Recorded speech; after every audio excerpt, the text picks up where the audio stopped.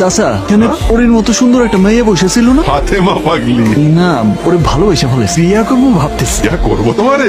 আপনি যদি একটু আলাপ করাই দিতেন। আমি বাপ হইয়া মেয়ের সাথে পরিচয় করে দেবো? আমার একটা কথা বলি, আমার মেয়ের মাথা খারাপ। ওর বুদ্ধি হওয়ার পর থেকে একটা পুরুষকে সে ভালোবাসে, সে হলো গিয়া সারফারাজ। ভালোবাসে? ও তো সিনেমার হিরো সারফারাজ। সিনেমার সরফরাজ? হ্যাঁ। আরে আগে বলবেন তো। এই ফাতেমা, আমি সরফরাজ খান, সুপারস্টার, তোমাকে ভালোবাসি, বিয়ে করবে আমাকে? কাট কাট কাট ভাইজান, হচ্ছে না। হচ্ছে না? না, আরে দেখো না, সরফরাজ খান যখন আসে দুনিয়া পুরো হিলে যায়।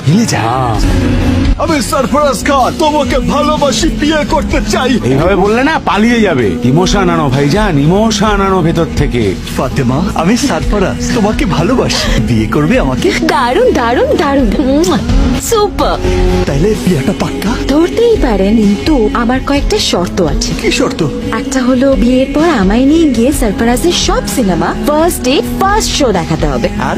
আর জীবনে একবার সরফরাজের সঙ্গে আমাকে দেখা করাতে হবে। পারবে? চেষ্টা করবো। জান দিয়ে চেষ্টা করতে হবে। আর সব সময় আমাকে সরফরাজের মতো ভালোবাসতে হবে। ভালোবাসবো মানে? আরে সরফরাজের চাইতে অনেক বেশি বেশি ভালোবাসবো। তাইলে কবুল তো? কবুল। কবুল। কবুল। জান, কোথায় গেলা?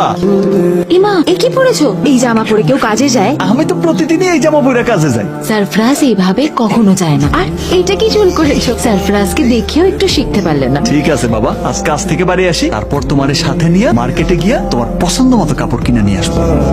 সেলুনে গিয়া চুলও কাটায় আসবো, একদম সরফরাজের মতো। আসি তাহলে। আবার কি? এইভাবে কেউ বেরিয়েছে? তুমি না কিচ্ছু জানো না। সরফরাজ কাজে যাওয়ার সময় বউকে এমন করে জড়িয়ে ধর, তারপর আস্তে আস্তে করে গালে চুমু খায়, তারপর ওরে এমনি করে তুইলা এমনি করে ঘুরতে থাকে।